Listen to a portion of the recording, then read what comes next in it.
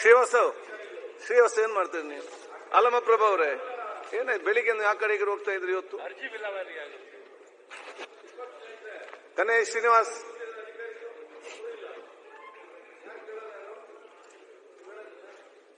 ಉಪಸಭಾಪತಿಗಳಲ್ಲ ನನಗೆ. ಸನ್ಮಾನ್ಯ ಉಪಸಭಾಪತಿಗಳೇ, ಸಭಾಧ್ಯಕ್ಷರೇ, ನೀವು ಹಂಗೆ ಹೇಳ್ಬಿಡ್ತೀರಿ. ಸಭಾಧ್ಯಕ್ಷರೇ, ಉಪಸಭಾಧ್ಯಕ್ಷರೇ, ಸನ್ಮಾನ್ಯ ಉಪಸಭಾಧ್ಯಕ್ಷರೇ, ನಾನು ಉಪಮುಖ್ಯಮಂತ್ರಿಗೂ ಹೇಳ್ತೀನಿ. ಅವ್ರು ಬಂದು ಕೂತಿದ್ದಾರೆ ನೋಡಿ. ಇಲ್ಲಿ ಯಾರನ ಇದಾರ ಫೈನಾನ್ಸ್ ಡಿಪಾರ್ಟ್ಮೆಂಟ್ ಅವ್ರದವರು? ಯಾರು ಇಲ್ಲ, ಯಾರು ಇಲ್ಲ. ಮುಂದಿನ ಬೆಂಚಲ್ಲಿ ಒಬ್ರು ಯಾರು ನೋಡಿ, ಖಾಲಿ ಖಾಲಿ. ಈಗ ಆ ಪೊಲೀಸ್ ಡಿಪಾರ್ಟ್ಮೆಂಟ್ ಅವ್ರು ಮಾತ್ರ ಬಂದ್ರು, ಪೊಲೀಸ್ ಅವ್ರು ಮಾತ್ರ ಬಂದಿದ್ದಾರೆ ಈಗ.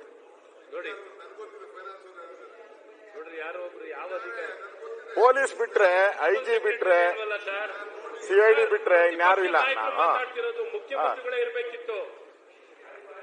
ದಯವಿಟ್ಟು ಸರಿ ಕರ್ಸಿ, ಒಂದು ಆದೇಶ ಮಾಡಿ. ಅಟ್ಲೀಸ್ಟ್ 10 ನಿಮಿಷದಲ್ಲಾದ್ರೂ ಬರ್ಲಿ. ನೀವು ಅಲ್ಗೋಡಿ, ಪಕ್ಕ ಚೇರ್ ಬರೋವರೆಗೂ ನೀವು ಅಲ್ಲೋ ಕೂತ್ಕೊಳ್ಳಿ. ಸಭಾಧ್ಯಕ್ಷರೇ, ಮುಖ್ಯಮಂತ್ರಿಗಳಿಲ್ಲ, ಹಾಗೇನಾನ ಇದ್ರೆ ಕೂತ್ಕೊಂಬೋದಾಯ್ತು. ಅಧ್ಯಕ್ಷರು ಇಲ್ದಾಗ ಉಪಾಧ್ಯಕ್ಷರು ಕೂತ್ಕೊಬೇಕು. ಉತ್ತರ ಕೊಡ್ತಾರೆ. ಕೊಡೋದಲ್ಲ, ಅವ್ರು ಇಲ್ವಲ್ಲ, ಕರ್ಸಿ. ಪರಮೇಶ್ವರ್ ಅವರು ಮುಖ್ಯಮಂತ್ರಿಗಳು ಮಾಹಿತಿ ಪ್ರತಿಪಕ್ಷ ನಾಯಕರು ಮಾತಾಡ್ತಾ ಸಿದ್ದರಾಮಯ್ಯನವರು ಹಾಗೆ ಕೇಳ್ತಿರ್ಲಿಲ್ವಾ? ನಿನ್ನೆ ಮುಖ್ಯಮಂತ್ರಿಗಳಿಲ್ಲ ಅಂದ್ರೆ ಹೇಗೆ ಮಾತಾಡೋದು? ಈಗ ಅವ್ರ ಮೇಲೆ ಆಪಾದನೆ ಇರೋದು. ನಿನ್ನೆ ಡಿಟೇಲ್ ಮುಖ್ಯಮಂತ್ರಿಗಳಾಗಿರೋರೆ ಗಮನಿಸದ ಕಾರಣ ಈ ಹಗರಣ ಆಗಿರುವಂತದ್ದು ಮುಖ್ಯಮಂತ್ರಿಗಳ ಮೇಲೆನೆ ನೇರ ಆಪಾದನೆ ಇರೋದು. ಆರ್ಥಿಕ ಇಲಾಖೆ ಮೇಲೆ ಇರೋದು ಆಪಾದನೆ. ಹಾಗಾಗಿ ಅವರು ಪ್ರತಿಪಕ್ಷ ಮಾತಾಡ್ತಾರೆ. ಈ ರೀತಿನ ಜವಾಬ್ದಾರಿ, ಈ ರೀತಿನ ನಡ್ಕೊಳ್ಳೋದು. 7 ಗಂಟೆ ಆಗಲಿ 8 ಗಂಟೆ ಆಗಲಿ ಕುತ್ಕೊಂಡು ಮಾತಾಡುವಂತ ವಿರೋಧ ಪಕ್ಷ ನಾಯಕರಿಗೆ ಹೇಳಿದ್ರು. ವಿರೋಧ ಪಕ್ಷದ ನಾಯಕರಿಗೆ ಈಗ ಬರ್ತಾರೆ,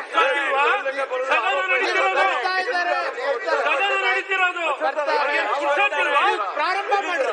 ಪ್ರಾರಂಭ ಮಾಡಲಿಕ್ಕೆ ವಿರೋಧ ಪಕ್ಷದ ನಾಯಕರೇ ಪ್ರಾರಂಭ ಮಾಡ್ರಿ, ಬರ್ತಾರೆ.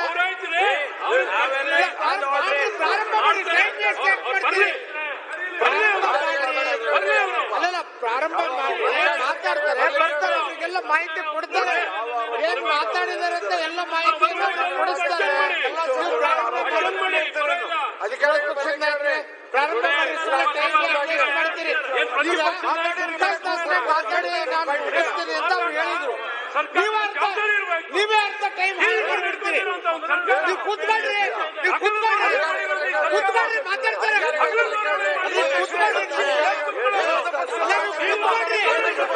ನೀವು ಕೂತ್ಕೊಳ್ರಿ, ನೀವು ಬರಕ್ಕಾಗಲ್ಲ. ನೀವು ಕೂತ್ಕೊಳ್ರಿ, ಮಾತಾಡಕ್ ಬಿಡ್ರಿ.